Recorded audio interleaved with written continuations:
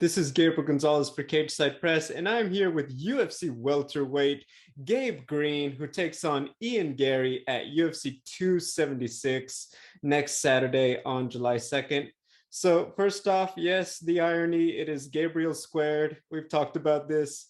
A little more than a week away from the fight. Gabe, how are you doing? I'm doing good. I feel great. Ready to. I just kind of want to fight already. Like training's cool and all, but the fighting's the fun part. I just want to do that. Let's do a little housekeeping. Weight cut, everything. How are you? Are we gonna be smooth sailing? Are we gonna have to cut a bit more during fight week? Where are we at with that? Yeah, I got like a few pounds. The weight cut's always super easy. Um, I think I'm actually one of those like 165ers more than anything. So no problem with that. It's kind of just counting the days, like how many more sleeps till I sleep somebody else. Um, uh, I want to talk about this fight because I feel like it was actually announced relatively recently. When did they first reach out to you to say we want you for the July 2nd card? And was it always Ian Garry that you were gonna fight? Yeah, I mean, it was the fight itself was pretty. I mean, not like super last minute, but like I didn't get a bunch of Like a I notice? didn't get a bunch of notice. I didn't know about it super early. They told me right after my last fight, they're like, "When do you want to fight?" I was like, "As soon as possible. Give me another fight." And then my manager was like, "Yeah, we could probably get you something in July." And I was on July 2nd. He was like, "Yeah, we'll see about July." I was like, "All right, well, let's see about July 2nd." And it was like a joke at first. And then I was just training, didn't want to go like super crazy in training, not because otherwise I might overtrain or something. I tend to live in the gym, so I'm always in shape, but like I dial it up a little bit more when I have a fight coming up. So I'm trying to just like thread that level, that right level, and then it was already June, and I was like hitting up my manager. I was like, so like July gonna happen? Like you haven't talked to me about anything. And he was like, oh, it's probably gonna be more like August, September. I was like, it's whack, man. What happened to July 2nd?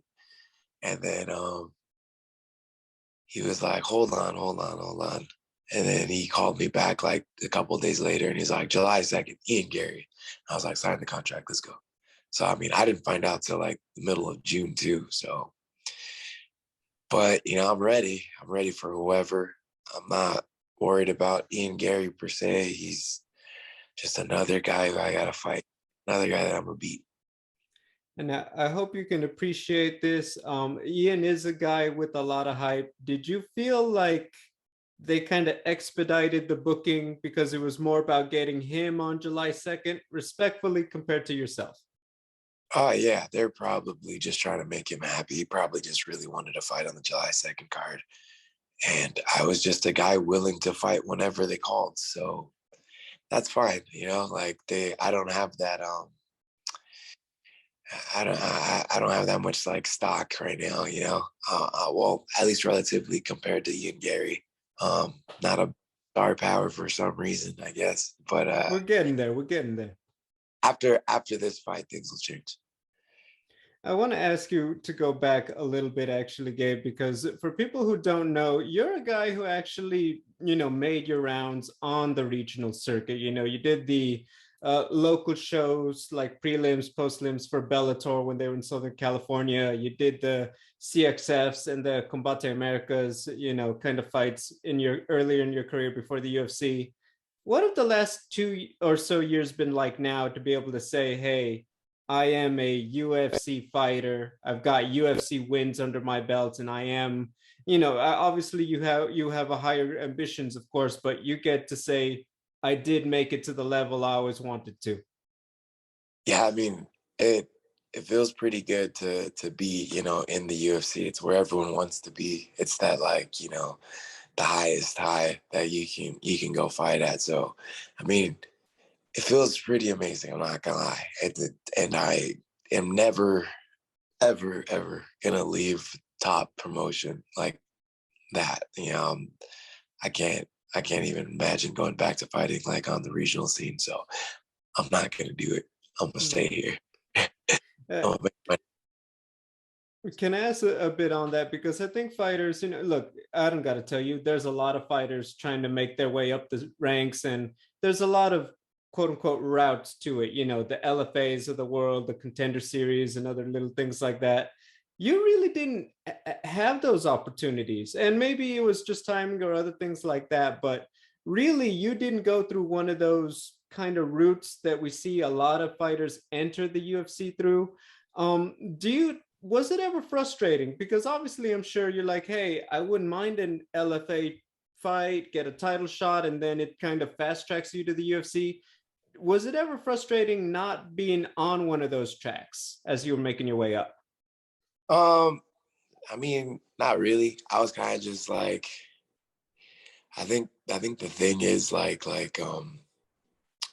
ignorance is kind of bliss when you're not fighting in the UFC and you're like a younger kid and you're just hungry and you're just like, yeah, give me another fight, give me another fight. And I was just happy to be fighting, and I'm still extremely happy to be fighting.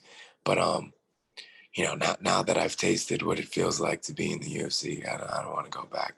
I'm gonna stay here. For sure, for sure.